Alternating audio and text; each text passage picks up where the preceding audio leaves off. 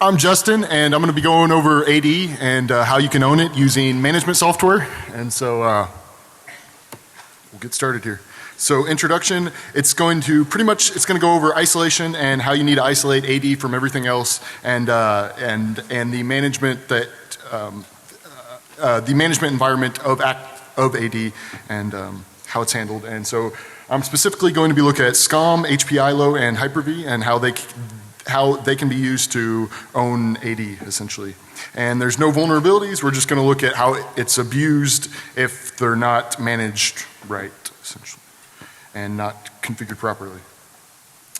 So the software used to manage the domain controllers is often overlooked, and as you know, it handles all Windows auth and it handles all the hashes, which if you're after an environment, you want to get all the hashes, because once you get all the hashes, you can own any box in the domain.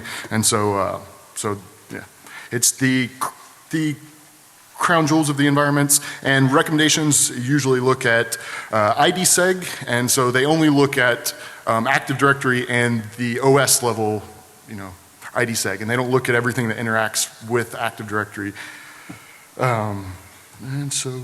And so background, I'm going to go over SCOM, which is used for monitoring, and of course if it's a high valued asset, you want to monitor it, right? And so you're going to use some sort of monitoring, and in this instance we're going to look at SCOM. There's a SCOM security guide that is available on the internet. It's really long, nobody probably read it. They probably just hit next, and there's also out-of-band management devices, so which is network devices that allow out-of-band management. So if the machine is off, then you can restart it up. It's used for imaging, etc.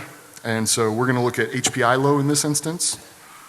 And then Hyper-V as well. So if you host, which Hyper-V is a virtualization, and so if you host AD on a Hyper-V host, then you also need to look at the Hyper-V host, and there's warnings online about it, but it's often overlooked and everybody ignores the host and only looks at the OS level, IDSeg, right? And so first we'll look at SCOM, and it's used for monitoring and alerting of health, and the SCOM SDK service is what it uses to interact with the agents and everything, and it's opened up on 5723 and 5724 is what it uses, and these are required, these need to be open if you want to access the SCOM management. Like if you actually want to look at the alerts and everything, these have to be open. And so oftentimes organizations have these open in the firewall in order to look at alerts and everything out of the environment because they want to act upon them, right? And then Nmap, for instance, won't scan for these, so if you use Nmap, then you'll need to add these to the list, and you'll see why in a minute. And the SCOM agent as well, which runs on every monitored machine, it runs as local system, and so it's great because it's admin access. So if you'll see in a minute. So abusing the functionality of SCOM. So SCOM has this beautiful feature called task, and they let you run arbitrary VB script on every monitored machine. And so obviously if you can own the SCOM app or the machine, then you can run arbitrary script as local system on every managed machine. And let's see, and then you have to be a member of the SCOM administrators or authors role, which is application level roles within SCOM, and you're able to then run these, obviously. And so, so if you have a SCOM instance, then you need to have another instance that only monitors AD, and then one instance that monitors everything else. So obviously they need to be isolated. That's the whole goal here. So here's an overview of the architecture, which was on MSDN or one, yeah.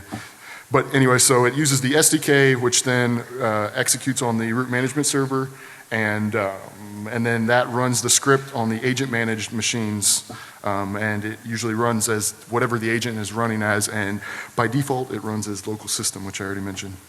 And so they have an operations manager console as well, and that uses the SDK as well. But you can also use their libraries that they have as well. And so here's just a screenshot of the installation, and as you can see, by default it runs as local system. And there's many warnings out there on the internet that it can be very dangerous and it's bad, but nobody reads them, of course, so we're going to abuse it. So, demo time. Hopefully this is showing here.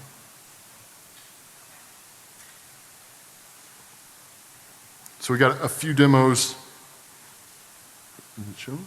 Might have to adjust resolution.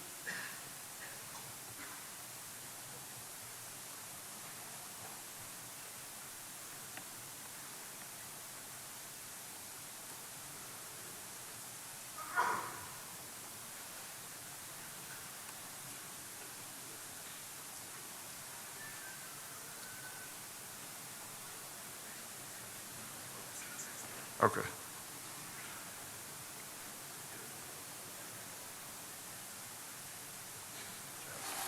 Hit apply. Yeah, it's already at 1024.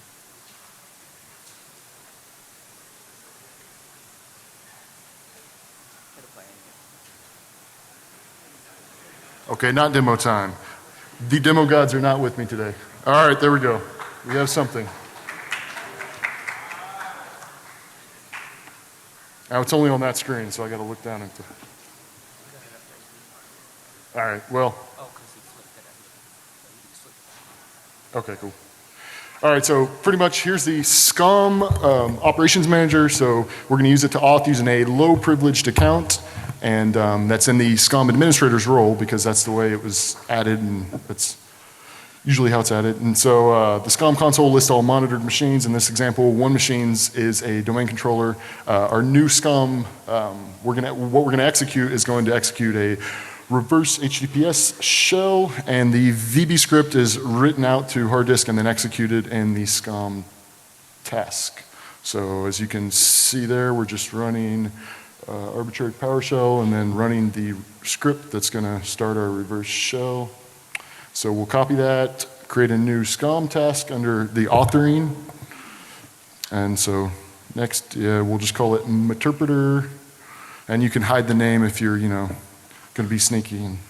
And then we want to run it on all Windows computers. And so increase the timeout value to half an hour. That way we have plenty to migrate into another process. And then, so we create the task. And so this SCOM SD, so the actual user who's executing that has access into this is, it only has access on the SCOM machine, and so obviously it's not an admin on an AD. So we're going to run the task. So we ran them against each of the machines. One's a domain controller, and you see we got the shells back. And so it runs as local system, and so we're just going to open a session on the domain controller. We get we migrate, yeah. Only we're not migrating yet. So yeah, it runs as local system by default, and then we're just going to list the processes, migrate it into Spooler, because after half an hour it'll end, because that's what we have our execution as. So you want to hurry up and migrate, and then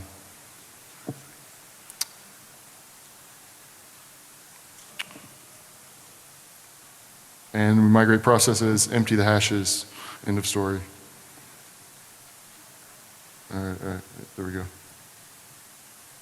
There you go, there's the hashes, and now we've owned that domain.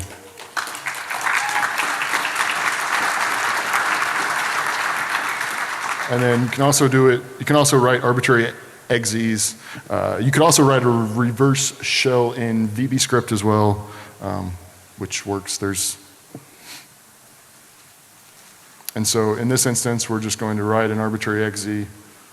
So I'll skip ahead to, well, I also mentioned here, so here's the SCOM administrators, and as you see, there's the SCOM SDK users that is admins in the SCOM app, and not in AD, obviously. And so if you're an admin in the SCOM app, then you're essentially, an admin on the DC. And so we just create another one here, and it's pretty much the same thing. I'll skip through it. except it's writing out an arbitrary exe and then executing it. And yeah, it runs it.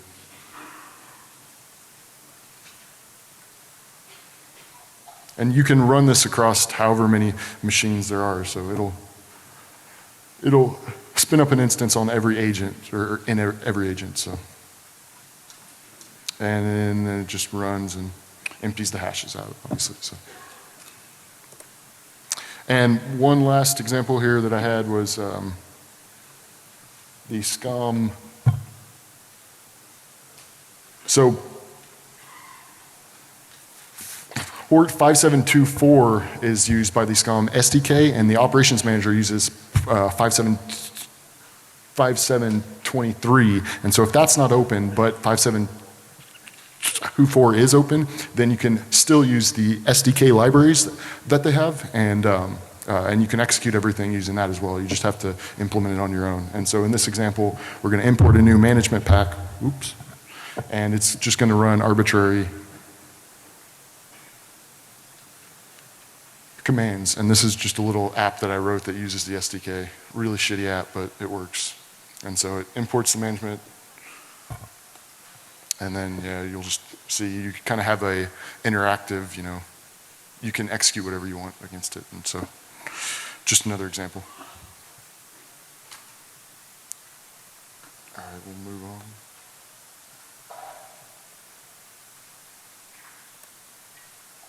So recommendations here, let me switch this back.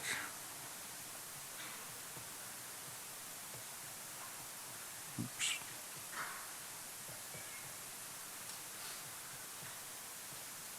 Okay, I'll just move on. So recommendations is that the SCOM servers used to monitor AD need to be isolated and not to allow SCOM SDK ports open. So if they are, they need to be closed off. SCOM administrators and authors should be limited to only the admins, obviously.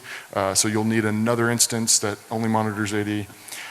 Move engineers and everybody else into the read-only or operator roles, and that won't allow them to execute new agent, and also to reduce the agent as well, so it doesn't need to run as local system. And there's a official security guide too that you can read. Go over here.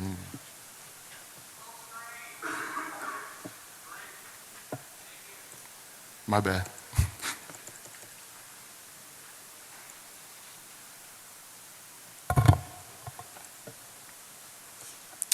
All right, so for evasion, so SCOM tasks all need to be audited, obviously. That way, if there's any hidden task in there, they need to be audited. So it also has the execution logs in SCOM, and by default, it's 1 week. And so, but you can edit that, so which is really good if you want to increase it, or if you're the bad guy and you want to remove the execution logs, you can also edit it. And then it also logs every auth in the operations manager event log. And so here's just a screenshot of the history. And so you can obviously edit it to be 0 days, and then nobody will know what ran. Or you can edit it for 1 month, and if you want to audit. All right, so next we're going to go over out-of-band management devices. And every machine usually has out-of-band management hardware used for monitoring and maintenance. And so it's used for imaging, for restarting if you run out of hard disk space, et cetera, et cetera. It's for emergencies, essentially.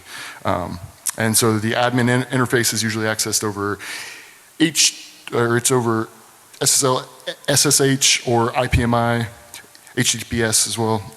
And it's equivalent to actually having the actual box like in your office, in your hands, right? So, and many of them, all except for HP have really shitty default passwords, and so most of the time organizations might not update those, and so you can use that as access.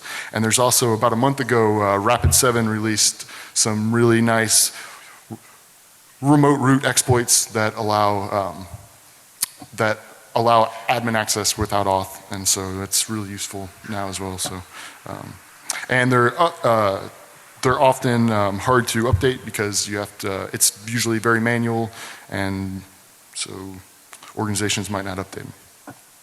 And here's an example of HPI low. They have an override switch that is actually on the actual machine, and if it's enabled, then then you don't have to auth at all. So it's it's awesome if you're after that machine. So here's a list of common usernames, and ILO is the only one that's actually updated, and all the rest have. So one more demo of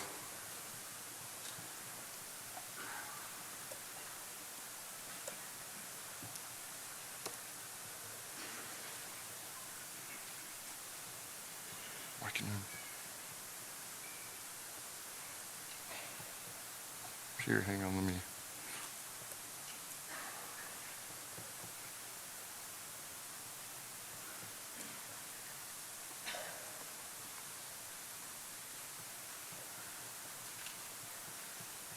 Let me switch this back.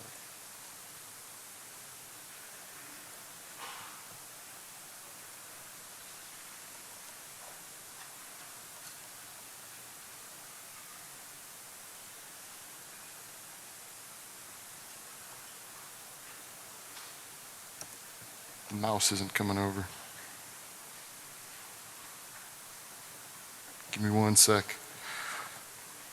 It's not cooperating.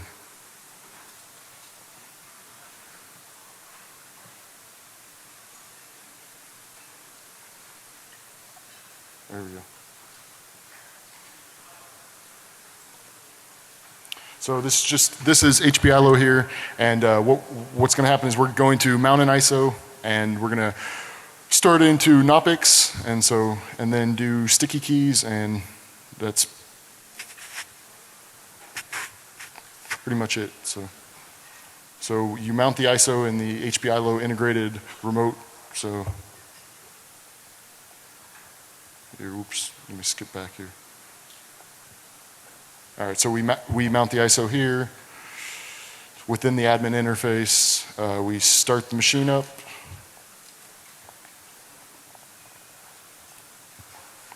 And rather than making you watch it start up, I'll skip ahead here. So it starts into Knoppix, and we sticky key the box, that way we can get access. So we're just going to replace the setc.exe with cmd.exe, and that's just one way of many easy way to get access if you actually have access to the box. So we'll rename it cmd.exe, paste.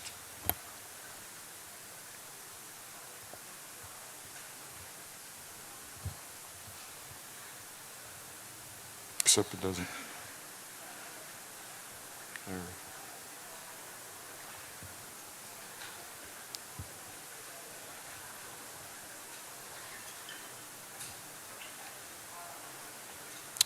And then override it, restart the box. So we unmount the ISO, restart it back up, hit the shift key 5 times, and there you go. So obviously you guys know how it works. Do we hit the shift key 5 times, and then we got a shell as system. Sorry. It's nothing new. And then here you can just add another user or whatever you want, right? Empty the hashes, et cetera, et cetera. So we just add a user, and then we get access to the box. Sticky keys off? No, it's not. All right, we'll move on here, running out of time.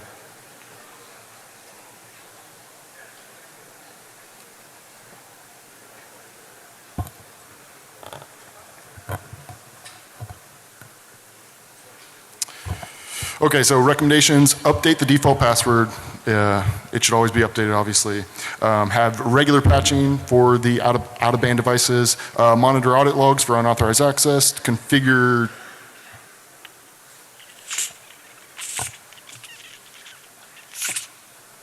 two-factor auth if you're able to.